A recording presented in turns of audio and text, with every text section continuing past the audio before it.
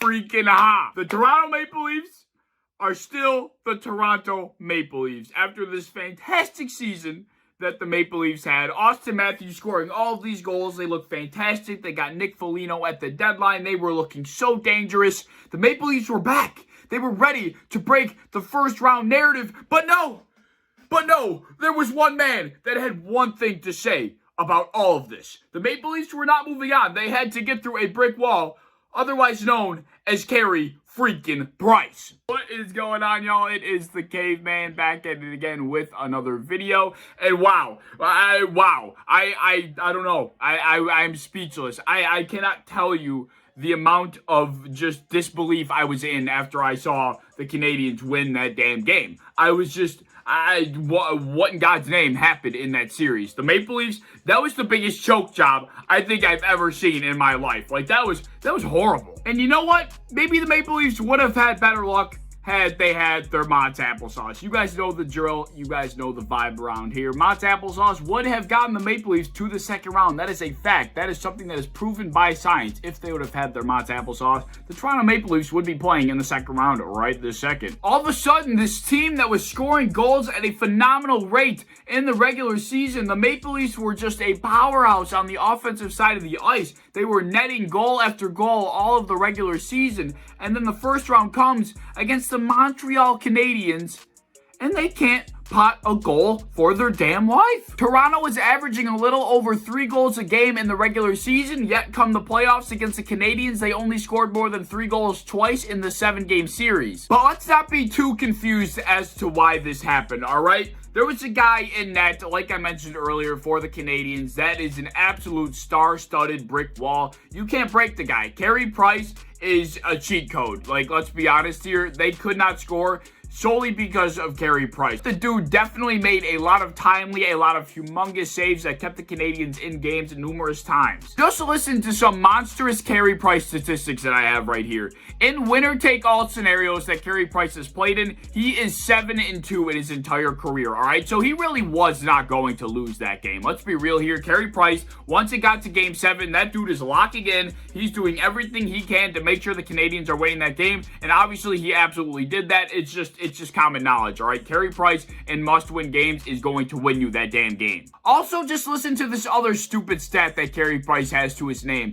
Ever since 2015 in the postseason, Carey Price is 10-0 when the Montreal Canadiens score 3 or more goals. And of course, in this series, that statistic held completely true. Whenever the Canadiens scored 3 or more goals in this series, they won that game. Besides for the first game when the Canadiens won 2-1, I mean, Carey Price stood on his head in that game too. There's no surprise about that. And I'm sure I really shouldn't have to explain it to you, but to have that sort of security, that sort of just safety blanket on the back end in your defensive zone is just something you cannot buy. It's something you rarely can draft. It's something you cannot find anywhere else. Carey Price, at this very moment, is the hottest and best goaltender in the playoffs, and it's not even close. I understand that you could probably argue that point because there is so much damn talent at the goaltending position left in the playoffs right now. It's actually off the charts. I mean, we're talking about Andrei Vasilevskiy. We do not have to talk about how good and how consistent Andrei Vasilevskiy is. We got Connor Hellebuyck, who just won the Vezina last season. Philip Grubauer, who's having a Vezina-worthy season this year. Ilya Sorokin, who's really coming on the scene as being a very solid goaltender for the New York Islanders. Tuukka Rask. We got Marc-Andre Fleury and even Robin Leonard. We can't even forget about that kid that's having a hell of a season for the Carolina Hurricanes. Alex Nedeljkovic came on the scene out of nowhere and he's been lights out. But even after talking about all of that talent that's remaining in the playoffs, I think in my personal opinion, I still can confidently say at this very moment that Carey Price is the best and the hottest goaltender we got in the postseason. And the thing that differentiates Carey Price from all of the other talent remaining in the playoffs, I think it's pretty obvious. It's just the fact that he plays for arguably the worst team we got remaining in the postseason. Carey Price is the sole reason that the Toronto Maple Leafs are now bounced out of the first round once again. He is the one and only reason the Toronto Maple Leafs did not move on. It will be an honest-to-God miracle if the Canadiens get through the Jets as well. I understand the Jets were underdogs in their own series in the first round as well, but still, I view them as a much, much better team top to bottom than the Canadiens. I just don't think the Canadiens have everything put together. Cole Caulfield and I don't know Cockton the Emmys' first name, but those two kids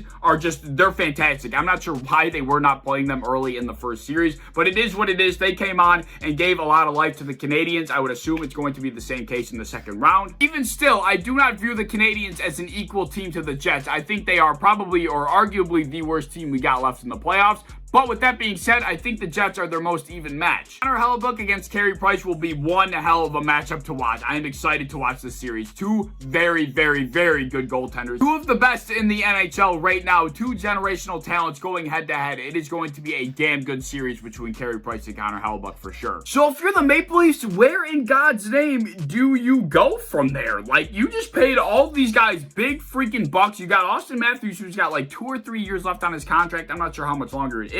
It's not very long. You paid Mitch Marner these humongous dollars. You brought in John Tavares. You got Nick Foligno at the deadline. All of these big name players, and you still got nowhere. They have a lot of soul searching to do, and that is coming from a Sabres fan. You know, it does not get any lower than a Buffalo Sabres fan right now. And I think the Toronto Maple Leafs are getting to that level, and they made the postseason.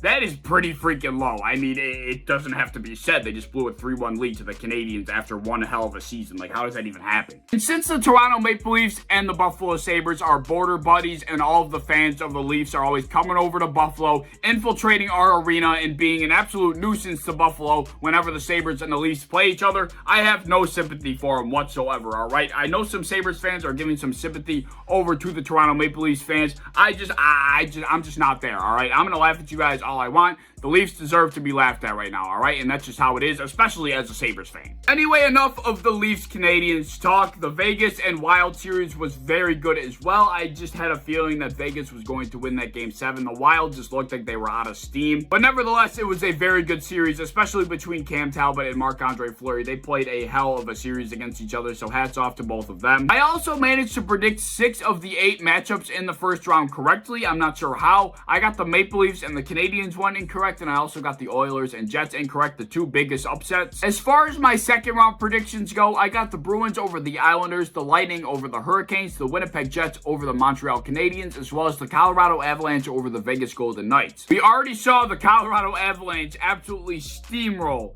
the Vegas Golden Knights, which was just absolutely unbelievable to watch. So that series is going to be quite the showdown because I expect a major bounce back from the Vegas Golden Knights in Game 2. But I think that's all I have to say as far as the first round goes. I expect even bigger things in the second round. The NHL, the Stanley Cup playoffs always deliver. With all of that being said, please leave any thoughts you have down in the comments below. And if you enjoyed the video, please like, subscribe, do all the fun stuff. If you want to hit the bell to be notified when I upload, I would appreciate that. If you want to go over to Twitter, follow me over there. I would appreciate that as well. I'm a part of the Built-in Buffalo content creation team. If you're a fan of Buffalo Bills content, be sure to subscribe and follow them on any social medias that you may have. And I hope to see you in the next one. Peace.